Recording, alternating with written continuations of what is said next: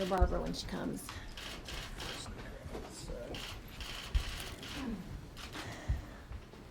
Don't trip on that. Good morning. Others will be joining us. They had different time commitments, so we'll just let everyone speak when they arrive.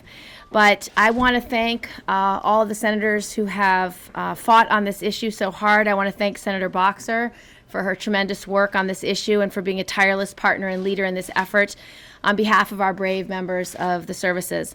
I also want to thank Senator Collins for standing firmly with us since day one when we introduced the bill, as well as Senator Grassley for being a true champion on this issue.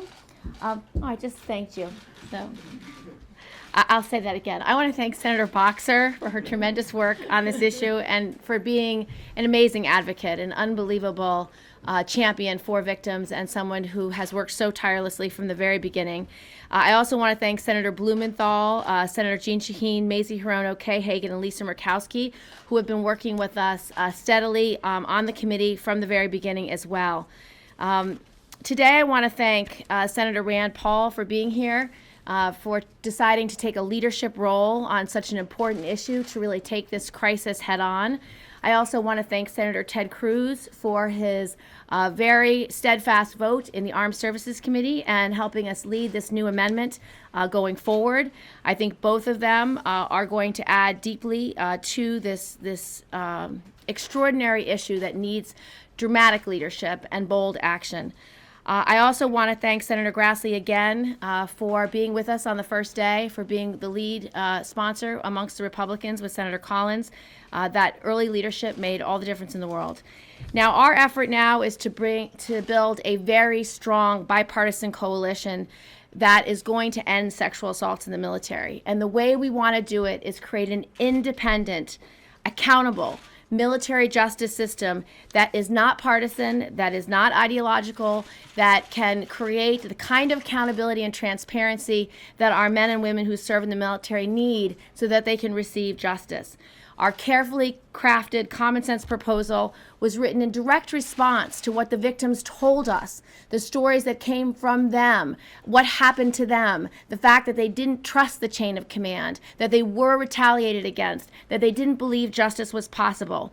So this is not a Democratic idea. It is not a Republican idea. It is a good idea that meets the needs of the victims, creates transparency and accountability, and creates the needed objectivity that this issue deserves. So I want to now turn it over to others, and I will speak at the conclusion of my colleagues' remarks. We are now going to turn it over to Senator Grassley. Thank you. I'm glad to be a part of this effort to build support for Military Justice Improvement Act. The status quo is not working, and we need to shake it up. If we don't crack down on the corrosive culture that this sexual assault represents, if we don't crack down on the individuals who use sexual violence as a means of personal power and personal gain, then we'll create lingering institutional problems that will jeopardize morale and impact recruitment and retention of troops. The bipartisan legislation introduced by our colleague Senator Gillibrand will give members of the armed services more confidence in the military system of justice. The reform will do justice to the U.S. Military Code of Honor, which is based on integrity and fidelity to the rule of law. Sexual assault is a law enforcement issue, and when young adults make the commitment to serve their country in uniform and put themselves in harm's way to defend and protect America's freedoms, they deserve to know that their rights will be protected, including access to justice, and not have that access to justice intervened by somebody who, for reasons unknown, may short circuit and not see that justice is delivered. Thank you, Senator Gillibrand. Thank you. Senator Boxer? Yes. Do you want to stand? Well, if we have We one. brought it. Oh, thank you. I think it's better if you can see me. Is this be better? Thank you. Thank you so much, Senator. Oh, great. I am proud to be part of this bipartisan coalition for change. That's what we represent, change. Change that has been coming for 20 long years. And I'm here to say I've been in the Senate for that long time, and so has Senator Grassley, and we know, and we've seen every Secretary of Defense call for zero tolerance on sexual assaults in the military, and every time nothing happens. I want to tell you a story. I could tell you many, each of us could, that reflects why we have to do this. Stacy Robinson, at 19, joined the Marines for every right reason, how much she loved her country and wanted to put her life on the line for her country. She was asked out on a date by a sergeant. He took her to a bar.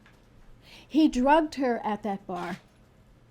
He took her back to the barracks and he raped her. He dropped her on the ground in front of the bar at 4 a.m. None of those facts are in dispute. I want to tell you what happened to Stacy Robinson and what happened to her perpetrator. I'm told it's Thompson, Stacy Thompson. What happened to her perpetrator? This stayed in the chain of command. The chain of command suggested to the perpetrator that he get his butt out of the military in order to avoid any consequence whatsoever. And Stacy, she was investigated for drug use from that night. She, after 10 years or more, she's coming out to talk about this story, which has scarred her forever. So do we need change? Yes. And what happened in the Armed Services Committee was some good, small tweaks to the system, which we strongly support, but the main change that was supported in that committee by Senator Gillibrand and her other co-sponsors here didn't happen. So I'm going to close just showing you quickly a couple of charts. In no particular order, it doesn't matter. Zero tolerance for sexual assault by U.S. defense secretaries over the last 2 decades. Statements by Secretary Hagel. It's not good enough to say we have a zero tolerance policy. We do. But what does that mean? How does that translate? Well, he should be supporting us. Secretary Leon Panetta. We've absolutely no tolerance for any form of sexual assault. Secretary Gates. First of all, I have a zero tolerance. Let's go to the next one. This really gets old very quickly. Secretary Rumsfeld. Sexual assault will not be tolerated. Secretary William Cohen. This goes to 97. I intend to enforce strict policy of zero tolerance of hazing, of sexual assault, and racism. Secretary William Perry. This goes back to 1994, and for all of these reasons, therefore, we have zero tolerance for sexual harassment. And lastly, Secretary Cheney, March 89. Well, we've got a major effort underway to educate everybody, to let them know that we've got a zero tolerance policy where sexual harassment's involved. It's enough with the words. It's enough with the empty promises. It's time for some real change, and Senator Gillibrand is leading us toward that change. 2 more much quicker charts. 90%. I want you to remember that. 90% of sexual assaults are not, underlined, not reported, because they tell us, and as Senator Gillibrand has said eloquently, we don't listen. They tell us they won't report it because they don't want to see it in the chain of command. And very last, look, this isn't something the senator pulled out of the air. Look at our allies. In Israel, since 1955, outside the chain of command. Canada, 98, outside the chain of command. Australia, 2005, outside the chain of command. United Kingdom, 2006. So don't let anyone tell you this is some idea that is so out of the mainstream. We are in the mainstream The status quo is out of the mainstream. It isn't working, and I am as proud as I can be to stand with a coalition like this and just make a statement to those victims who are waiting for justice and to our colleagues who are looking at us and deciding. Please, please put your faith in change. Thank you. Senator Rand Paul. Get that out of the way, Rand. I'm sorry.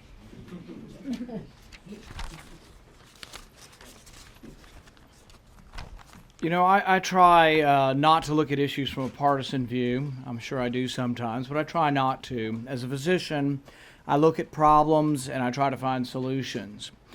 I'm concerned, about justice, and I want it to occur in the military for the victims as well as potentially those accused. Justice is very important to me, both for the accused and the victim. I'm concerned that victims of assault, though, may be deterred from reporting their assault if they have to report it to their boss. I'm also concerned, though, about interposing too many lawyers in the everyday life of the military and them getting in the way of the military mission. The vast majority of our soldiers are honorable and upstanding individuals. We're talking about a very small percentage, but if they commit crimes, they should be punished. In finding justice for the victims, we must make sure, though, that there's due process for all. Some say we have no bipartisan cooperation around here, and I disagree. I think this is a great example of how people from both sides come together and are willing to work on a problem and look honestly at, what the problem is. So when I heard about this, my first impression was a positive one. As I looked at the bill, I asked, and Senator Gillibrand asked to come by and talk to me, and we talked about it. I thought there were one or two things that maybe were included in this that we should exclude from this. She was very open to the discussion, and it makes my support even stronger for this, is that there were a couple things we removed that weren't sexual assault, weren't murder. These were disobeying orders and some other things. And we said, you know what, we'll still leave that in the line of command. We're going to keep serious crimes, murder, rape, sexual assault in here. And I think it's made the bill even stronger. And I always thought the motive was good for the bill, but I think the bill's even stronger. I see no reason why conservatives shouldn't support this. The only thing I think standing in the way is just sort of the status quo. And Senator Boxer was actually right. Everybody says they're against sexual assault. Why don't we, if it appears as if there is some deterrence to victims reporting the crime, why don't we fix it? So I see no reason not to fix it. I'm glad to be part of the process if I can. Thank you. Senator Cruz. Thank you. Sexual assault is a grave violation of the trust and duty that we owe our servicemen and servicewomen. When our sons and daughters sign up to defend our nation, they willingly anticipate facing hostile fire from enemy forces. But they don't sign up to potentially be subject to sexual assault from their colleagues. The Supreme Court rightly described rape as, short of murder, the ultimate violation of self. Now, every senator is opposed to rape, opposed to sexual assault, and wants to act to prevent it. And I'll tell you, having spoken with a number of our commanders, I'm convinced that our commanders in the military want to see this problem go away, that they understand, they have heard the message, and they are working to make it go away. But unfortunately, this problem has persisted. Despite good faith, repeated efforts, this problem has persisted. And I have to say, the process whereby this amendment has gone forward really underscores, I think, the way the deliberative process of the Senate is supposed to work. Because I entered the Senate Armed Services Committee hearing on this matter really undecided. I think there were good and reasonable arguments by the chairman of the committee and by others about preserving the chain of command, about keeping responsibility in the chain of command that I think have real force. And I have to tell you, entering the committee hearing undecided, I was persuaded by Senator Gillibrand's exceptionally passionate and able advocacy.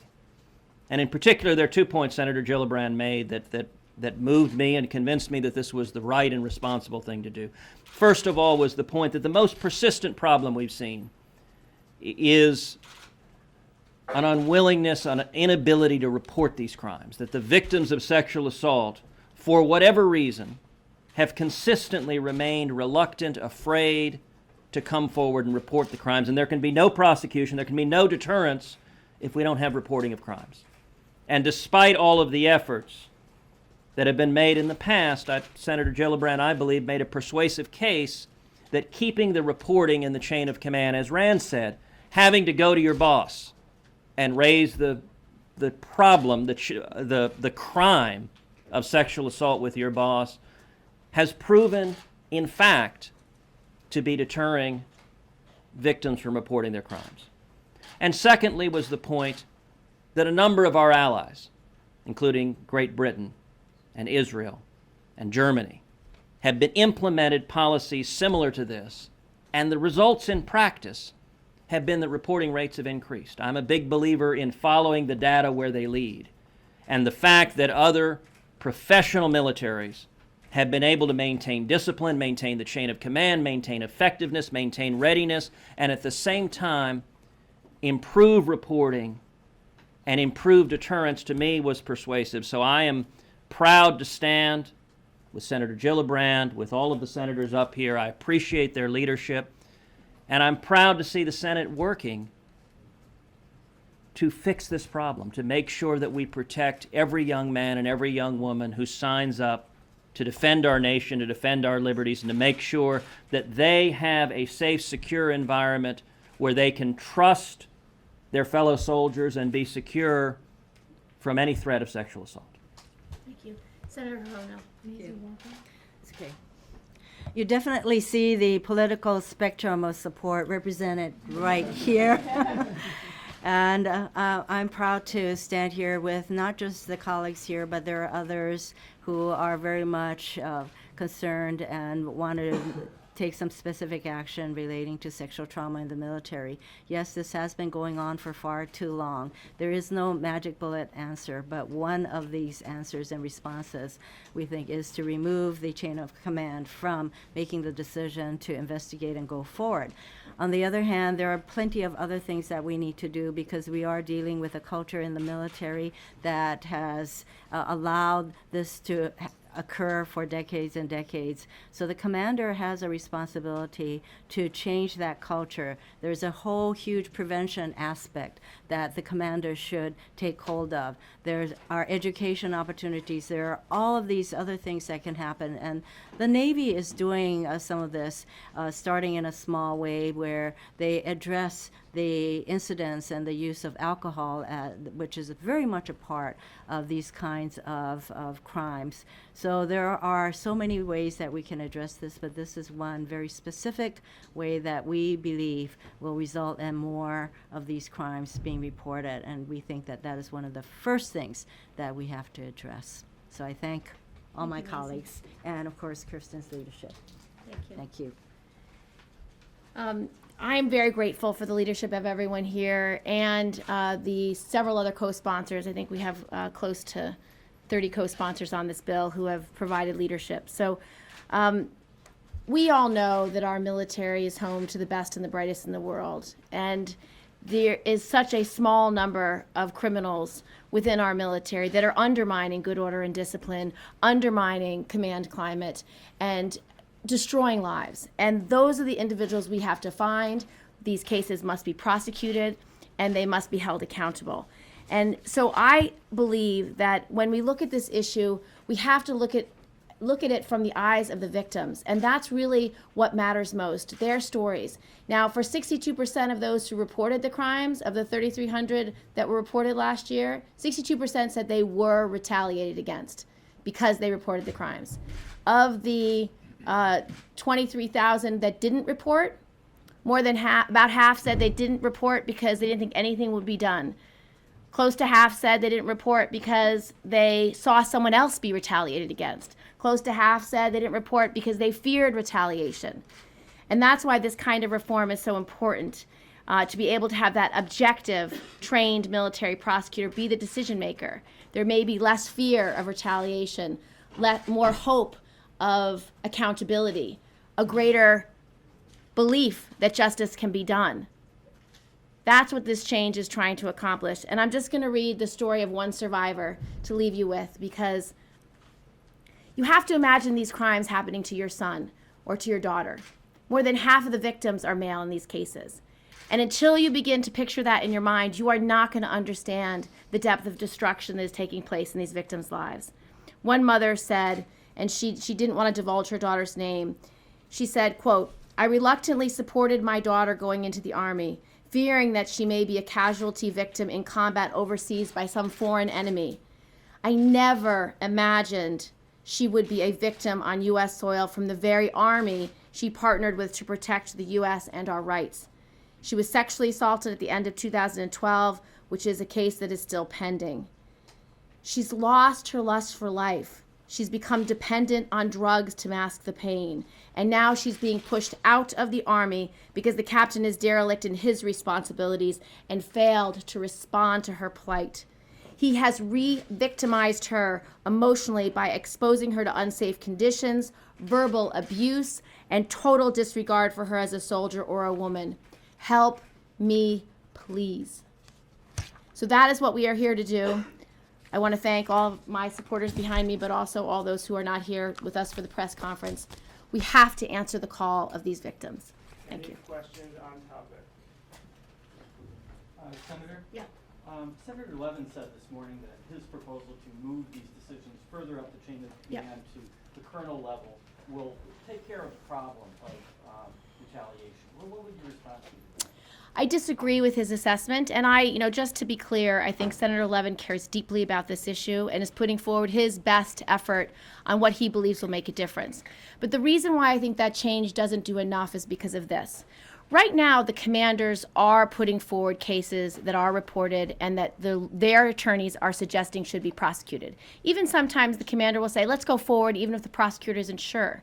But that's only about 300 cases.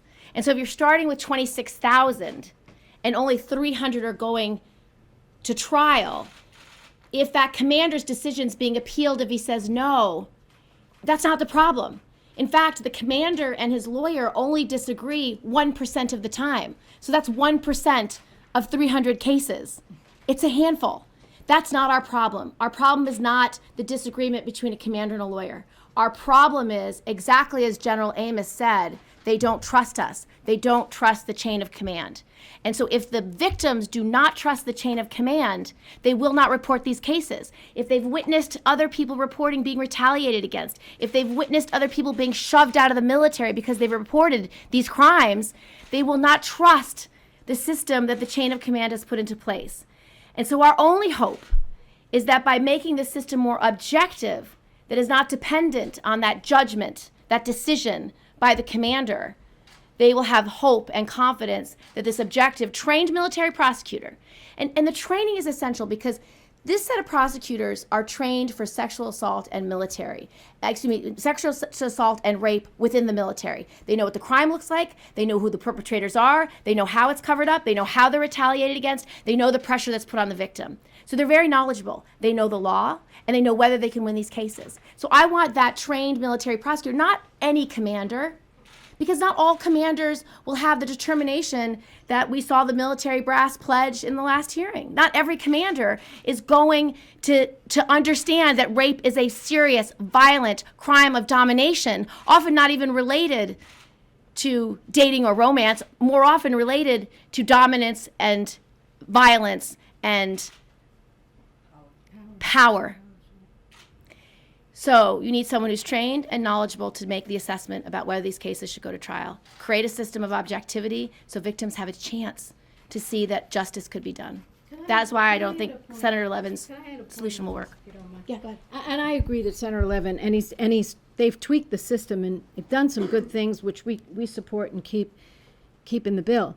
I want to make a point because people get confused. They sometimes think what Senator Gillibrand and we do is take the whole thing outside the military. Now, there are some people that want that, but we don't go that route at all. We keep these crimes in the military, but with people who know exactly what they're doing. They're trained prosecutors, and they're objective. So I think it's an important point to make. I'd like to invite Senator Blumenthal to say a few words. Thank you. Well, let me just thank Senator Gillibrand for her leadership on this issue. I've been working on it for some time. with proposals such as mandatory punitive discharge, Victims' Bill of Rights, other measures that will greatly enhance the credibility and trust in the system, which is critical to reporting. And none is more important than the one that she has been championing for separating the prosecutorial decision, the convening authority, from the command chain. And I am very, very encouraged by the support that we are amassing. I see it in the response among my colleagues from both sides of the aisle, as is demonstrated today. And I think that we are making inroads all across the Senate, including on the Armed Services Committee, where I serve and she does, along with Senator Hirono. And I think that success is within sight. Whatever the threshold of votes that are required, I think that a majority and even 60 votes are within our grasp. So thank you to Senator Gillibrand for your leadership. Thank you. Just, you know, this is, as Senator Hirono said, quite a cross-section of the Senate. Senator Paul, Senator Cruz, maybe you can give us a sense of how you were convinced to sign on to this.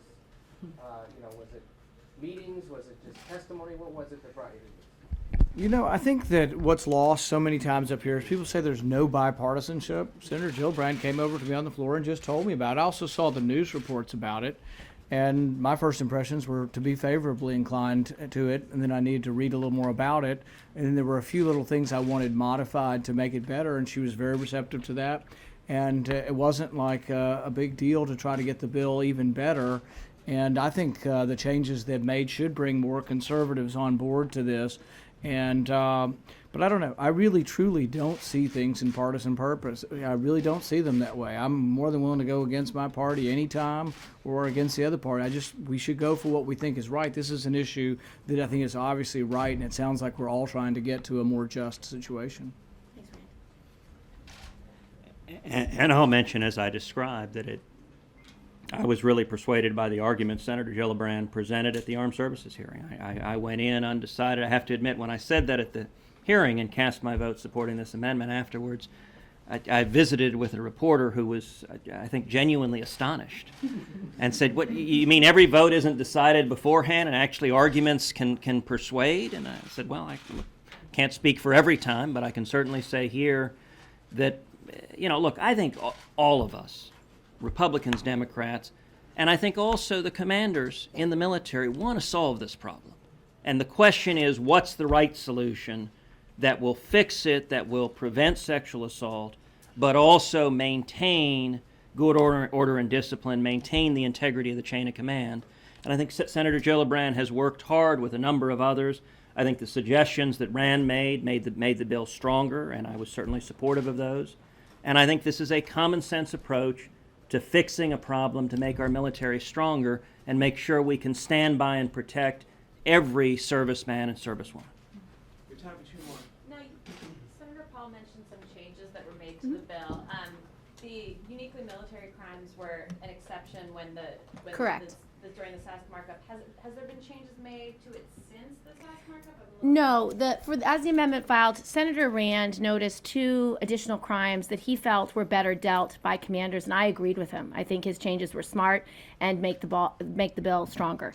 Specifically, direct order, which for whatever reason was overlooked. If you are given a direct order by your commander, you're not going to go call a lawyer to investigate whether you responded or didn't respond. That is not the appropriate response. And so he was very smart to recognize that and say that should be included in the 36 specific crimes that I believe, and we all believe because we wrote the bill this way, are military in nature, that aren't, there's no parallel in the civilian system. So going AWOL, for example, is the most clear example. The military commander will be in charge. If you go AWOL, you don't show up for duty, he will decide what's going to happen to you because he knows what's going on, why you didn't show up, what's the appropriate response to either keep you in the military or respond appropriately. So he found 2 additional crimes that I agreed would be better determined by a military commander and not taken out of the chain of command. They were serious, but military in nature. Okay, one last question. The Defense Department yesterday, the IG put out a report that showed really serious problems with some investigations of sexual assault and rape. It was like amazing discrepancies, like not collecting clothing, not Correct. re-interviewing witnesses. Exactly. I mean, your bill looks at the prosecution, but Yeah. they seem to have bigger problems than what you're. Well, that's, as Senator Boxer said, this crime is, I mean, this challenge is pervasive. It is a cultural top to bottom issue that needs to be looked at every step of the way. What we were able to do in the Armed Services Committee, we had a number of bills authored by many members of the committee and people outside the committee that would strengthen the process and help victims. So, for example, one bill that Senator Patty Murray and Kelly Ayotte were the lead sponsors on would assure that every victim will now have a victim's advocate. We included that in our markup, straight to the base bill, unanimously supported. So there's a number of reforms that I urge you to look at. We can actually summarize them for you. There's probably about a dozen really strong reforms that will help victims and help this process better. Also accountability in terms of what types of punishments and whether you're sent out of the military if convicted. Also better record keeping so that we can find recidivists over time. If someone doesn't report, we still have a record of the crime being committed. So there's a lot of reforms that will go to that. Go ahead, Dick. You know, I think that's a very important question, and it speaks to the need for a trained, experienced prosecutor. I was a federal prosecutor. I served as state attorney general. Ultimately, the prosecutor can insist on standards and excellence in investigations. He is ultimately in charge. He's the one who has to present the case to a jury and make the case. So this proposal is integral to the entire justice system. And I might just go back to the question, you know, how can people who normally disagree come together on this issue? Criminal justice has never been a partisan issue. Under any administration, at any time, it unites all of us. Justice, and particularly criminal justice, effective prosecution, should not be about Republican or Democrat, and certainly not about ideological differences on other issues. So I think there's nothing surprising about thoughtful people coming together who may disagree on other issues. All right, thank you, everybody. Thank you. Thank you, Lee. Thank you. That's big leadership. Thank you. Ted?